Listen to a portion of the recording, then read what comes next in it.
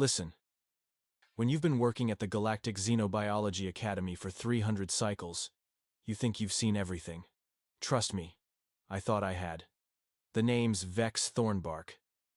Senior Alien Containment Specialist, and before last Tuesday, my biggest concern was making sure the slithering deathworms from Proxima 7 didn't escape their reinforced titanium cages again.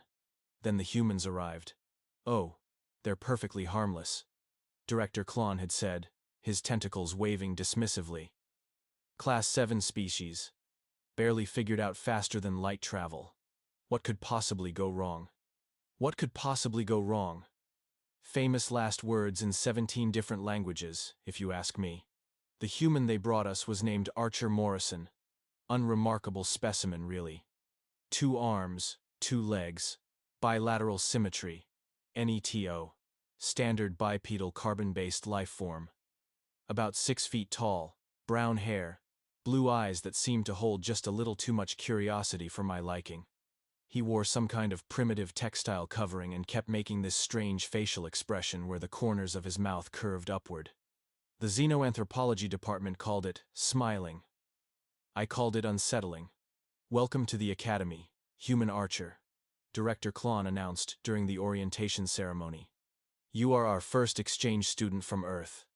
Please, feel free to observe our specimens, but remember, under no circumstances are you to interact with any of the containment subjects without supervision. Archer nodded enthusiastically. Absolutely, sir. I understand completely. He understood completely. Right. And I'm the Queen of Zephyria Prime. The trouble started on day 3. I was making my routine morning rounds when I noticed something peculiar about the spike-tailed terror beast from Gamma Centauri. This thing, we called it Specimen 447, was a Category 9 predator. 8 feet of pure muscle, razor-sharp claws, teeth that could shred battle armor, and a disposition that made volcanic eruptions. He looked peaceful. It had killed 12 researchers on its home planet before we managed to capture it. But there it was, lying on its back, making the most ridiculous purring sound I'd ever heard, while Archer scratched its belly. Human, I screamed, nearly dropping my datapad. Step away from the containment field immediately. Archer looked up with that insufferable smile. Oh, hey Vex. This little guy was looking lonely, so I thought I'd keep him company. He loves belly rubs. Little guy?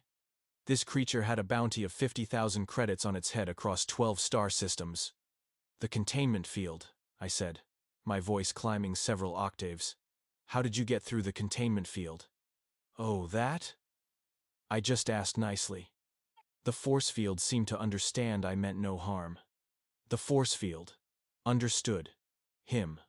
I stood there for a moment, blinking all 4 of my eyes in sequence, trying to process what I was witnessing. The spike-tailed terror beast, 19-4.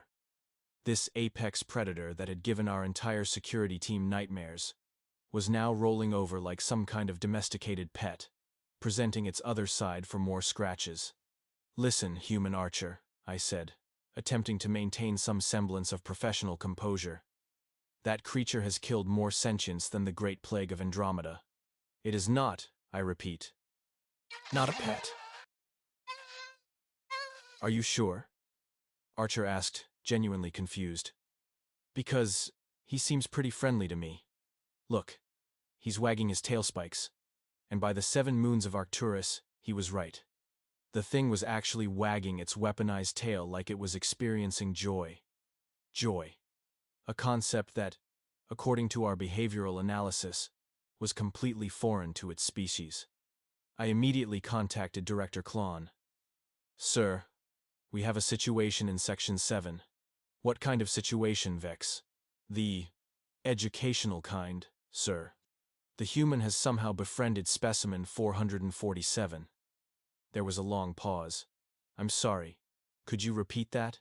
The communication array must be malfunctioning. No malfunction, sir. The terror beast is currently receiving what the human calls belly rubs, and appears to be enjoying the experience immensely.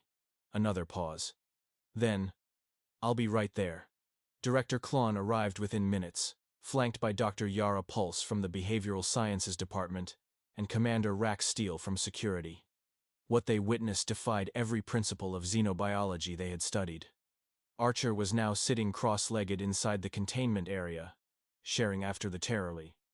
Somehow the field was allowing him to pass through while keeping the creature contained, sharing what appeared to be his lunch with the terror beast. The massive predator was delicately accepting small pieces of something Archer called a sandwich, and making contented chirping noises. Fascinating, Dr. Pulse whispered, frantically taking notes. The creature's stress hormones have dropped to levels we've never recorded. Its aggressive posturing has completely disappeared. How? Commander Steele demanded. How did he bypass our security systems? Archer looked up. Security systems? Oh, you mean the glowy wall thing? I just explained that I wanted to be friends, and it let me through. No big deal. No big deal. The most advanced containment technology in the galaxy? And he called it a glowy wall thing. Director Klon's tentacles were turning that particular shade of purple that indicated he was either deeply thoughtful or having a stroke. Human Archer. Are you saying you communicated with our containment field? Well, not exactly communicated. More like, I don't know how to explain it. I just kind of asked permission, and it seemed okay with it. This was unprecedented. Our containment fields operated on quantum mechanical principles that required advanced degrees in theoretical physics to understand. They didn't have feelings. They certainly didn't give permission. Sir, I interjected, perhaps we should relocate the human to a safer observation area while we investigate this phenomenon. No need, Archer said cheerfully. Spike here isn't dangerous. Are you, buddy? The terror beast. Spike nuzzled against Archer's hand and made what could only be described as a happy rumbling sound. Dr. Pulse nearly fainted. This is impossible. Terror beasts are incapable of forming emotional attachments. They're evolutionary killing machines. Maybe they just needed someone to be nice to them, Archer suggested. Everyone deserves kindness, right? Even scary-looking space monsters. Space monsters. He called a Category 9 apex predator a space monster, with affection. The situation escalated over the following days. Word spread quickly throughout the Academy about the human who could somehow pacify our most dangerous specimens. Researchers from every department wanted to observe, test, and document what they were calling the Morrison effect. By the end of the week, Archer had befriended no fewer than 17 different creatures from across the galaxy, including a void stalker from the negative zone, which had never previously shown any response to stimuli except murderous rage. 3 crystalline hive queens from the shattered worlds, who had somehow learned to play what Archer called fetch. And most incredibly, a time phase serpent whose very existence existed partially outside normal spacetime. Each morning, I would arrive at the Academy expecting to find Archer's remains scattered across multiple dimensions. Instead, I would find him conducting what he called morning playtime with creatures that could theoretically destroy entire planets.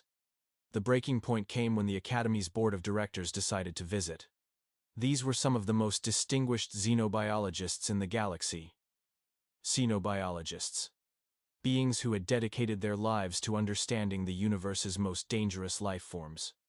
They arrived expecting to see our prize specimens in all their terrifying glory. What they found was Archer organizing what he called a playdate. Picture this: the devourer of worlds, a creature so massive and destructive that its home system had to be evacuated, was gently batting at a ball of yarn with one of its smaller appendages, while Archer cheered encouragingly. Nearby, a pack of shadow hunters, YDO, predators that could phase in and out of reality, were lined up in an orderly fashion, waiting their turn for what Archer had termed head scritches. Board member Zinth Voidclaw, whose species had evolved from apex predators themselves, stood slack-jawed as a creature that had once conquered 3 star systems rolled over to show Archer its belly. What? He whispered. In the name of the eternal darkness, is happening here? Archer looked up from where he was playing tug-of-war with something that our files listed as extinction event probability. 94.7%. Oh, hi there. Are you here to meet my friends? They're all really sweet once you get to know them. This is Chompers, and that's Fluffy, and over there is Mr. Tentacles. Guys, say hello to the nice visitors. I watched in horror as every single creature in the observation area turned toward the board of directors and, in their own ways, seemed to wave, nod, or otherwise acknowledge their presence in what could only be described as a friendly manner. Board member Voidclaw's knees buckled. They're greeting us. Of course they are, Archer said, as if this was the most natural thing in the universe. They're very polite. I've been teaching them manners. Teaching them manners. He had been teaching apocalyptic-level creatures basic etiquette. Doctor. Pulse rushed forward with her scanner. The readings are off the charts. Every specimen is showing elevated levels of serotonin analogs. They're experiencing something equivalent to happiness. Happiness in apex predators, muttered board member Crick Starender. This violates everything we know about evolutionary biology. Maybe, Archer said thoughtfully, you just didn't know them well enough. That evening, I found myself alone in the observation deck, watching Archer as he read what appeared to be a story to a group of creatures that should have been plotting the destruction of everything in a 50-parsec radius. Instead, they were gathered around him like younglings at story time, listening intently to his voice. My communication device buzzed. It was Director Klon. Vex. I need you to prepare a report on the Morrison phenomenon. The Galactic Council wants to know how one human managed to revolutionize our understanding of xenobiological behavior in less than a week. I sighed, watching as Archer gently patted what our database listed as the harbinger of eternal suffering. The creature was purring. Sir, I said, I don't think any report could adequately explain what we're witnessing here. Try your best, Vex. The Council Island. Concerned. That was putting it mildly. The Academy had just discovered that the most dangerous creatures in the known universe could be pacified by kindness and belly rubs. The implications were staggering. As I ended the call, Archer looked up and waved at me through the observation window. Behind him, 17 different apex predators waved back, each in their own unique way. I had spent my career studying the deadliest creatures in the galaxy, learning their attack patterns, understanding their kill methods, documenting their threat levels. In 1 week, a single human had taught me that maybe, just maybe, we had been asking the wrong questions all along. Perhaps the real question wasn't how to contain these creatures, but how to understand them. And apparently, the answer was simpler than any of us had imagined. Treat them with kindness, respect, and the occasional belly rub. The Academy had posted signs everywhere. Do not pet the specimens. Maintain safe distance, authorized personnel only. Archer Morrison had taken one look at those signs, smiled that insufferable human smile, and decided that what these creatures really needed was a friend. And the most terrifying part? He was absolutely right. The next morning brought what I can only describe as the most surreal sight of my 3-century career. I arrived at the Academy to find Archer had somehow convinced the maintenance staff to install what he called playground equipment in the high-security containment areas. There were colorful balls, rope toys, and something he referred to as jungle gyms scattered throughout the facility. The Void Stalker from the negative zone, a creature that existed partially in antimatter and had previously shown interest only in consuming reality itself, was now enthusiastically chasing a bright red ball around its spawnable enclosure. Every time it caught the ball, it would phase shift in what our instruments detected as expressions of pure joy. You've got to be kidding me, I muttered, watching a creature that had once devoured an entire moonplay fetch like some kind of domesticated pet.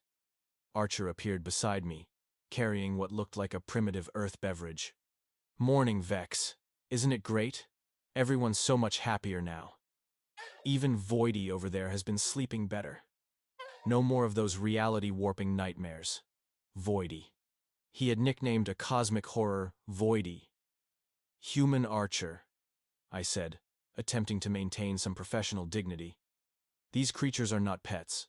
They are scientific specimens of immense danger and importance. Why can't they be both? He asked, taking a sip of his drink. Just because something's scientifically important doesn't mean it can't also be happy and loved. Before I could respond, alarms began blaring throughout the facility. My worst fears were confirmed when Commander Steele's voice crackled over the communication system.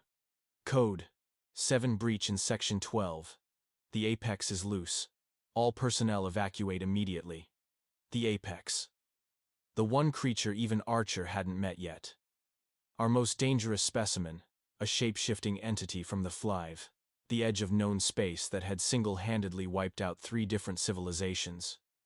We kept it in our most secure containment unit, behind 17 different layers of protection, and now it was loose. "Everyone out!" I screamed, grabbing Archer's arm. "Move, move, move." But Archer wasn't moving. He was staring down the corridor where a massive shadow was approaching, its form constantly shifting and writhing like living darkness. "Archer!" I yanked harder. "That thing is death incarnate! We have to run!" He looked at me with those impossibly calm blue eyes. "Vex," he said gently. "Look at it. Really look." Against every instinct screaming in my brain, I looked. The apex was indeed approaching, but something was wrong. Its movements weren't predatory, they were hesitant, almost cautious. And then, I saw what Archer had seen. Clutched in one of its shifting appendages was a small, bent piece of metal. As it drew closer, I realized what it was carrying. One of our warning signs. The one that read, "Do not pet." The apex had brought the sign to the human. Archer stepped forward while I stood frozen in terror. "Hey there, big guy. You brought me something?" Had. The apex. This nightmare that had consumed entire star systems gently placed the crumpled warning sign at Archer's feet. Then, it did something that made my heart skip several beats. It's Saturday. Like an obedient student waiting for instruction. "Oh, you don't like this sign, do you?" Archer picked up the metal placard, examining the bent edges where massive claws had carefully gripped it. "I don't like it much either. It's not very friendly, is it?" The apex made a sound I had never heard before. A low, almost musical hum that resonated through the corridor walls. Our sensors went absolutely berserk, trying to categorize it. "Vex," Archer called without taking his eyes off the creature. "Could you ask everyone to turn off those alarms? They're probably hurting his ears. Or whatever he uses for hearing. His ears." The human was worried about the comfort of an extinction-level entity. I fumbled for my communicator. "All units, stand down. Cancel Code 7. I repeat, cancel Code 7. "Are you insane?" Commander Steele's voice crackled back. "That thing is following orders," I interrupted, watching in amazement as the apex tilted what might have been its head, responding to Archer's gentle gestures. The situation island. Under control. The alarms fell silent. In the sudden quiet, Archer's voice seemed impossibly calm. "There we go. Much better. Now, what's your name, friend?" The apex's form rippled, and suddenly patterns of light began dancing across its surface. Not the chaotic, terrifying displays of power we had documented, but organized, purposeful communications. "Doctor." Pulse came running around the corner, nearly colliding with a maintenance cart in her haste. "The bio readings are incredible. It's attempting to communicate through bioluminescent patterns." "Of course he is," Archer said matter-of-factly. "He's trying to tell me his name." The light patterns shifted, forming what looked almost like letters? Symbols? Archer studied them intently, then nodded. "Nice to meet you, Echo. That's a beautiful name." Echo. The devourer of worlds, the civilization ender, the thing that haunted the nightmares of entire species, was named Echo. "How did you know?" Dr. Pulse started. "He showed me," Archer said simply. The lights spelled it out. Took me a minute to figure out the pattern, but it's actually pretty clever. Like Morse code, but with colors. Echo's form brightened, clearly pleased that Archer had understood. Then, to everyone's shock, the massive creature began to shrink. Not disappearing, transforming. Within moments, instead of a towering mass of cosmic horror, we were looking at something roughly the size of a large house cat, with soft, fur-like textures and what could generously be called adorable button eyes. "Oh my," I whispered. Archer knelt down and gently extended his hand. Echo approached cautiously, then bumped his head against Archer's palm in what was unmistakably an affectionate gesture. "You've been lonely, haven't you, buddy?" Archer's voice was soft, understanding. "Trapped in that containment cell with nobody to talk to. No wonder you were so angry." Director Klon arrived at that moment, flanked by half the Academy's senior staff. He took one look at the scene and his tentacles went completely limp. "The apex," he stammered, "has shrunk.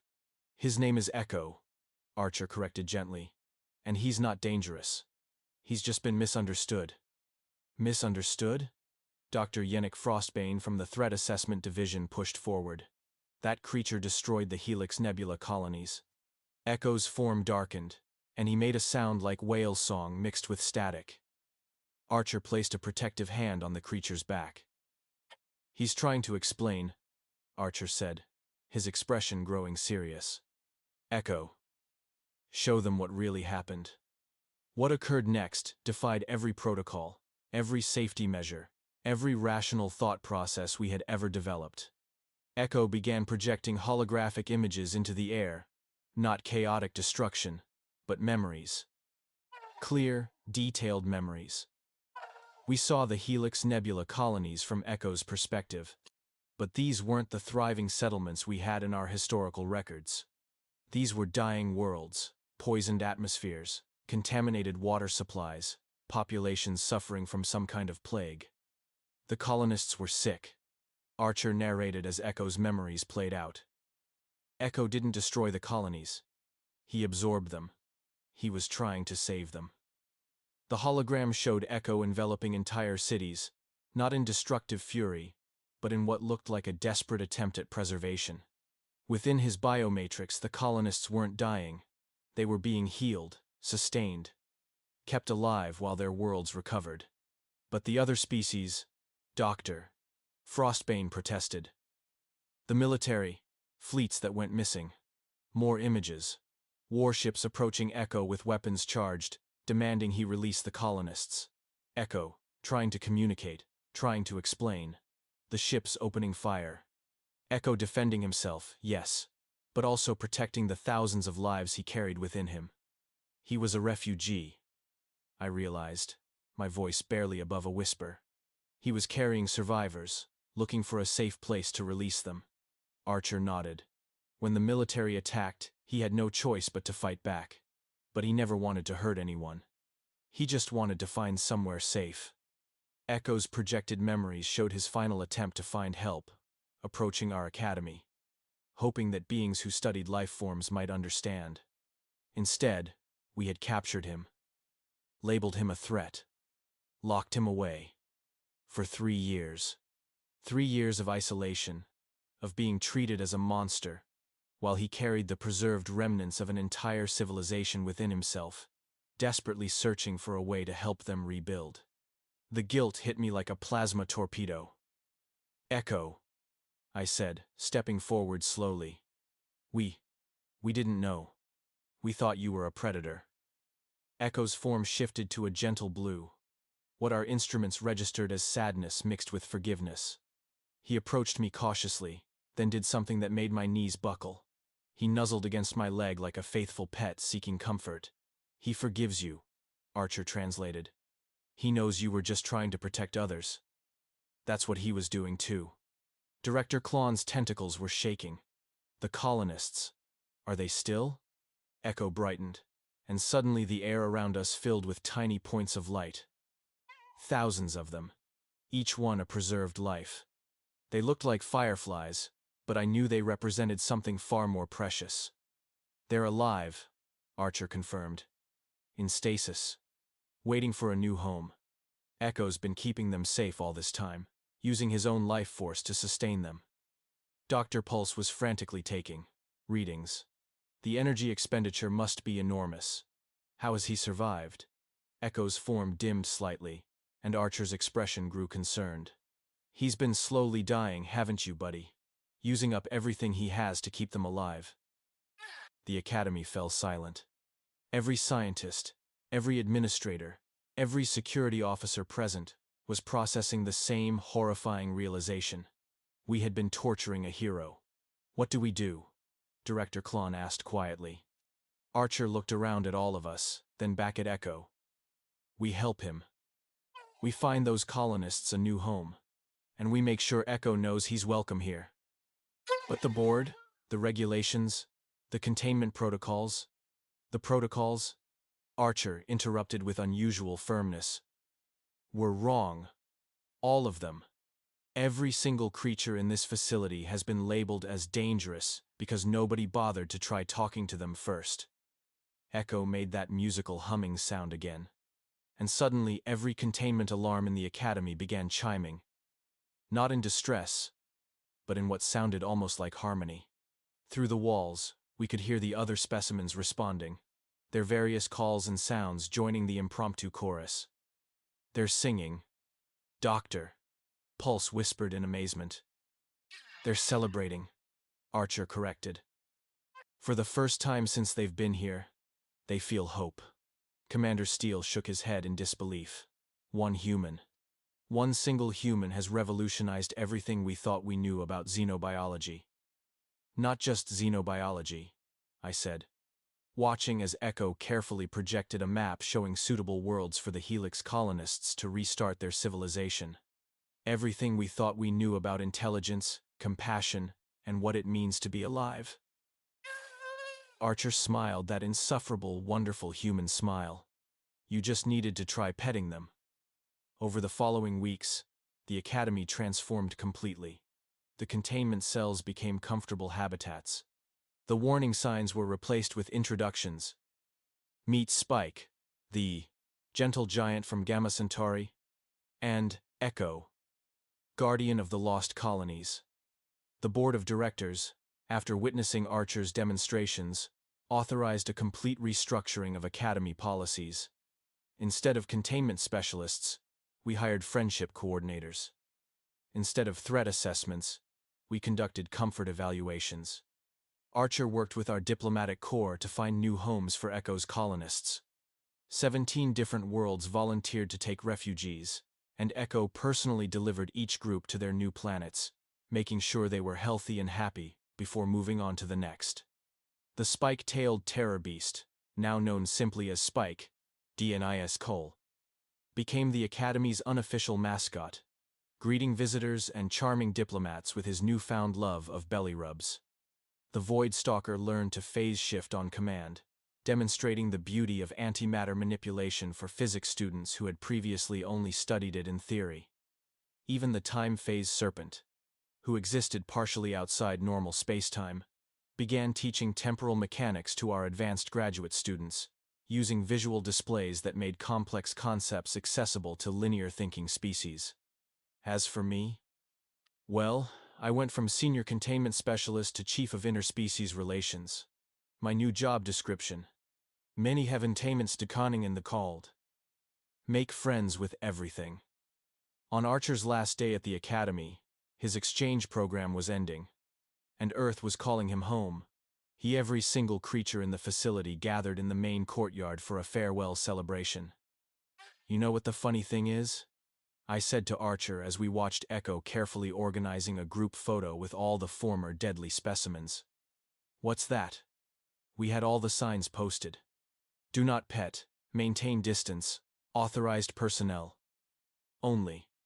We thought we were protecting everyone. Archer chuckled, scratching behind what might have been Echo's ears. Sometimes the scariest-looking things just need someone to ignore the warning signs. And, sometimes, I added, watching as 17 different apex predators lined up like school children for their picture. The most dangerous thing you can do is refuse to pet something that desperately needs a friend. Archer Morrison boarded his transport ship the next morning, carrying with him honorary citizenship from 12 different worlds.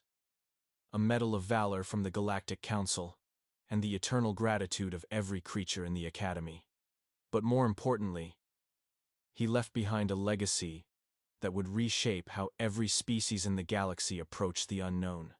The new Academy motto, carved into the entrance hall in 47 different languages, read simply, "First, try petting it." And you know what? In the years since Archer left, we haven't had a single containment breach, aggressive incident, or interspecies diplomatic crisis.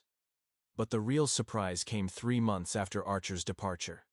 I was conducting my weekly friendship rounds when my communicator buzzed with an urgent message from the Academy's long-range sensors.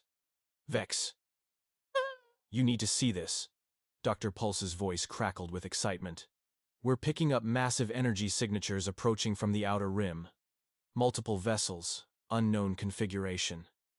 My blood chilled. Unknown vessels usually meant one thing: invasion. I rushed to the command center, where Director Klon was staring at the main display with all 4 of his eyes wide with concern. "How many ships?" I asked. 17 fleets," Commander Steele reported grimly. "Each one representing a different species. They're requesting permission to visit? Visit? That was unexpected." Sir." "Incoming transmission from the lead vessel," the communications officer announced. "Put it through," Director Klon ordered. The holographic display flickered to life, revealing a massive, crystalline being whose species I recognized as the Shard Collective of 99. Notoriously aggressive traders who had been banned from Academy space for their hostile negotiations. "Greetings, Academy of Galactic Xenobiology." The being spoke, its voice resonating like wind chimes. "I am Regent Prism Lightbend. We have traveled far to request consultations." "Consultations? Consultations." Director Klon's tentacles twitched nervously. "We have heard stories," Regent Lightbend continued, "of a human who taught your facility new ways of interacting with dangerous species. Our homeworld has been plagued by what you might call a monster problem for centuries. Traditional methods have failed. We seek alternative approaches." Before Director Klon could respond, another transmission cut in. This one from the Hive Queen of the Insectoid Collective, a species so xenophobic they hadn't spoken to outsiders in millennia. "Academy personnel." Her mandibles clicked rapidly as she spoke. "We too request audience. Our warrior caste has become uncontrollable. We have heard tales of pacification through kindness. This concept is foreign to us, but desperation makes us willing to learn." One by one, representatives from each of the 17 fleets contacted us. The volcanic giants of Magma Prime, dealing with rebellious fire salamanders. The ice wraiths of Frost Station, struggling with their crystalline hunting beasts. The Machine Collective, whose artificial predators had developed beyond their programming. All of them had heard the same story. A small academy in neutral space had solved impossible creature problems using methods that defied conventional wisdom. "What do we tell them?" Director Klon asked me privately. I looked around the command center, then at the viewport where our former specimens were visible in the courtyard, playing with the academy staff during their afternoon recreation period. "We tell them the truth," I said. "We tell them about Archer Morrison and the revolution he started." What followed was the largest interspecies gathering in recorded history. The Academy found itself hosting delegations from across the galaxy, all seeking to learn what they had started calling the Morrison method. Spike became an unwitting ambassador, demonstrating to terrified visitors that even the most fearsome-looking creatures could be gentle when treated with respect. Echo served as a living example of how assumptions about aggression could be completely wrong. Dr. Pulse published papers that revolutionized xenopsychology. Commander Steele developed new security protocols based on friendship rather than force. Director Klon found himself appointed as the galaxy's first minister of interspecies understanding. But the most remarkable change happened to me personally. As I watched delegation after delegation learn to overcome their fears and prejudices, I realized something profound. Archer hadn't just taught us about alien creatures. He had taught us about ourselves. The species we had labeled as monsters weren't the problem. Our inability to see past our own fears was the real monster. 6 months later, I received a transmission from Earth. Archer's face appeared on my personal communicator. That familiar smile lighting up the screen. "Hey Vex. How's everyone doing at the Academy?" "Better than ever," I replied truthfully. "Though I think you've started something you didn't expect. Half the galaxy wants to learn the Morrison method." Archer laughed. "The Morrison method? Is that what they're calling it?" "Among other things. Some species refer to it as the Great Awakening. Others call it the Kindness Revolution. The Philosophical Union has classified it as the most significant paradigm shift in galactic history." "All I did was pet some lonely animals," Archer said, shaking his head in amazement. "No, Archer. You did something far more important than that." I paused, choosing my words carefully. "You showed us that courage isn't about being unafraid. It's about choosing compassion even when you are afraid." The transmission ended, but Archer's influence continued to ripple across the galaxy. The Academy became the most sought-after institution in known space. Not for containing dangerous creatures, but for teaching beings how to understand them. And every morning, when I walk through our halls and see former predators playing with their caretakers, when I watch deadly specimens helping scientists with their research, when I observe the daily miracle of natural enemies becoming unlikely friends, I remember the first lesson Archer taught us. Sometimes the most revolutionary act in the universe is simply refusing to believe that something is beyond redemption. Sometimes, changing everything starts with ignoring a single sign that says, "Do not pet." The galaxy learned that day that humans might be small, might be new to the cosmic community, might seem insignificant compared to the ancient powers that rule the stars. But they possess something that all our advanced technology, all our accumulated wisdom, all our sophisticated protocols had somehow overlooked. The unshakable belief that every living thing deserves a chance to be understood.